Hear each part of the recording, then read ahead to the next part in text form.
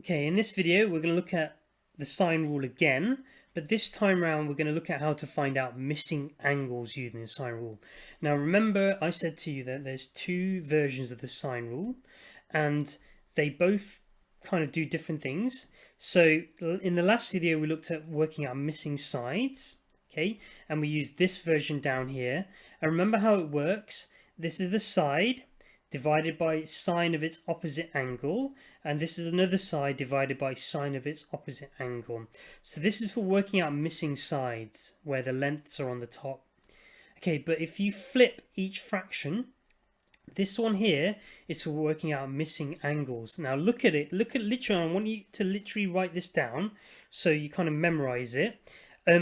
Sine of an angle, look, there's a little degree symbol that goes on the top of the fraction, and then its opposite length or opposite side is on the bottom.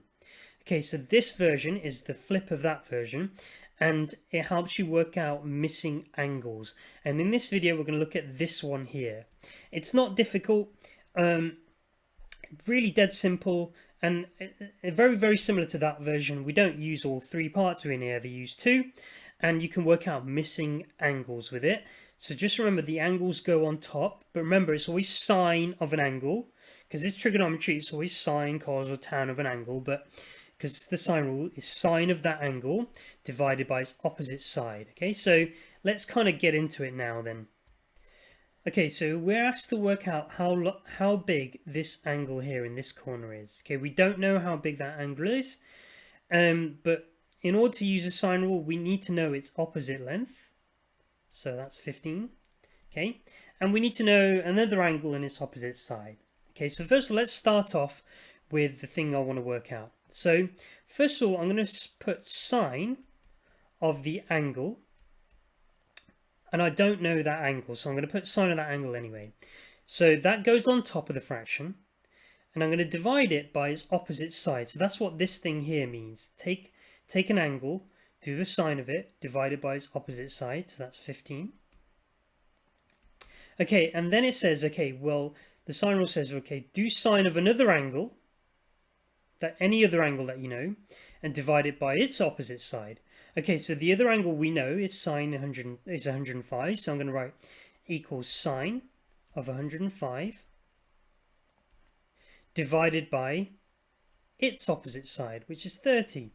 Okay, but we don't use the last one because we don't know this side and we don't know that angle, but it doesn't matter what it is anyway, because we have enough information to work out what this missing angle is anyway. Okay, so sine of that angle, let's just reiterate, sine of that angle, so whatever that angle is, sine of it, so if I press the sine button and then if I knew that angle, then divided by 15 is equal to sine of some other angle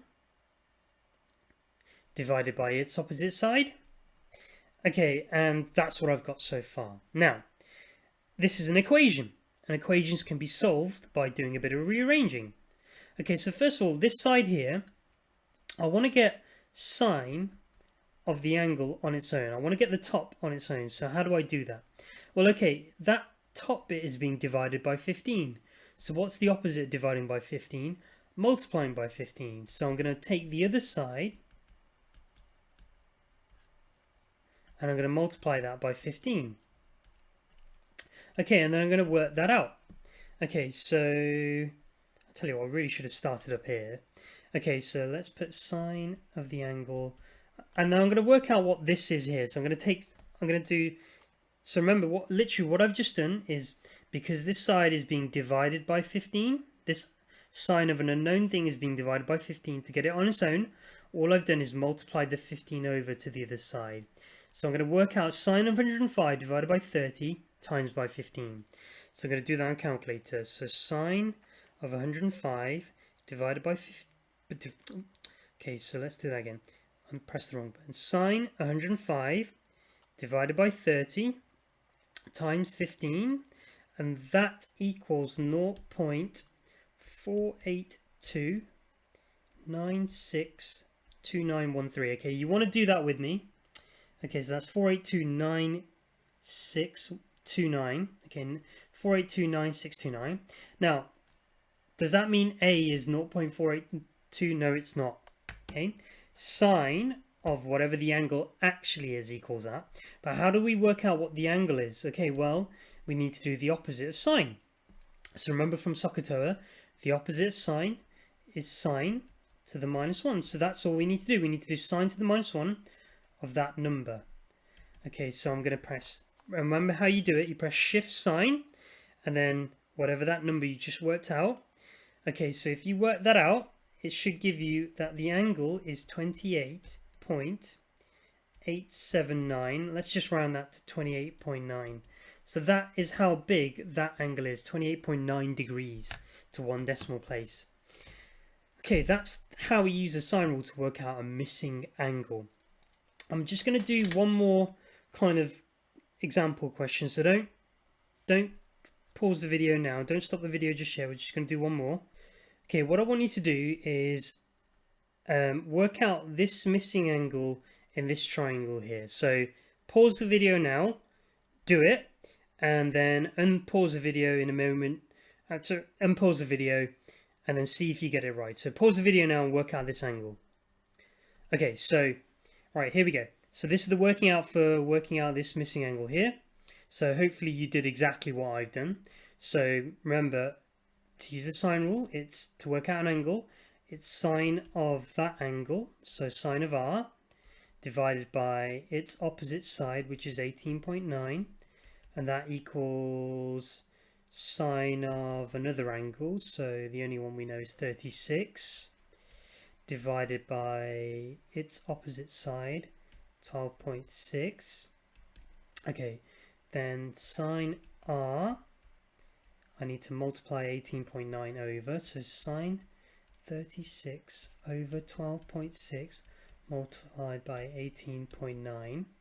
Okay, really, you should put that in a bracket because it will do that separately. But okay, let's work that out. So sine 36 divided by 12.6 multiplied by 18.9.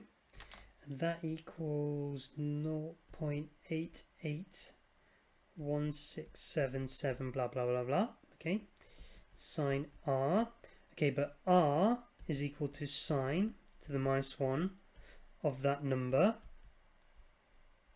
So shift sine that number, okay, to 1 dp, 61.8 degrees, right? So this angle here is 61.8 degrees. Okay, that's how you work out, that's that rule. Hopefully you got all of that right. Okay, now if you still don't understand, please email me and I'll try and sort something out. I might get Mr. Hemming to do a Zoom lesson or something like that. Okay, but I'm just going to summarize the sine rule, so don't close the video just yet. Okay, so remember, these are the two versions of the sine rule.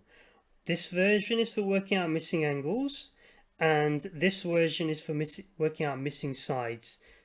And just remember how it works, okay? So for missing angles, it's sine of the angle divided by its opposite side, and that equals sine of another angle divided by its opposite side.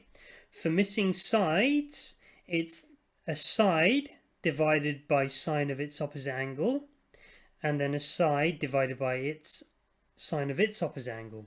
And just remember how they work. So just remember how this works, okay? So if this is the angle, then this is the opposite side, or if this is the length, then this is the opposite angle. Okay, so that's how it works. It's a connection between that angle and its opposite side. And this one version helps you work out missing sides, one version helps you work out missing angles. Technically speaking, they are the same. They're just literally the upside down version, depending on what you want to work out. And really, in the past, we only ever taught one way. But it's just a little bit quicker if you kind of write it like this first anyway. So remember, sine of the angle divided by its opposite side, or sine equals another sine of an angle divided by its opposite side, or a length divided by sine of its opposite angle equals a length divided by sine of its opposite angle. You never really write it 3 times, you never really bother with that one. You only kind of use those two because the sine rule just emphasizes that all 3 things match. But okay, and I hope you kind of understand that. So what you want to do now is just do the My Maths tasks and probably a couple of questions on the caboodle.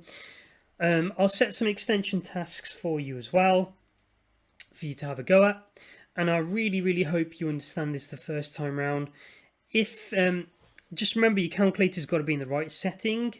So you should see that little D at the top, or DEG for degrees. And if you're still getting the questions wrong, or you're getting less than like 50% right or something like that, please email me and I'll try and sort something out for you. Try and do it again, or go over it with you somehow with Zoom, or I might get Mr. Hemming to do it. But please let me know if you are struggling with this, because it is really tricky. Okay, thank you for watching, guys, and I hope you understand the sine rule.